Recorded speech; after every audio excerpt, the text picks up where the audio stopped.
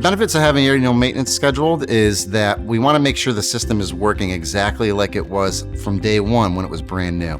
So regardless if your system is 3 years old, 5 years old, 10 years old, we want to make sure it's in good working condition. If the customer's pump fails, they get flooded, and we find that that can be costly, especially with a lot of our customers having finished basements. We want to find those problems before they find the customer.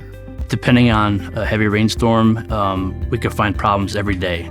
Clogged breather holes, airlocked lines, lots of sand and sediment built up in the bottom of the liner that can clog the pump from impelling the water up and out of the house. Some of the negative effects of having a pump like that are, depending on what you have in your basement. Many times we go to houses and people say, oh, I have my kids' memorabilia over the years stored in the basement.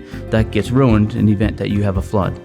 So we do a thorough load test after 4 years with the battery backup. We also do a flood test during our annual maintenance. We check the impeller and the float switch to the backup pump to make sure that they're both working correctly.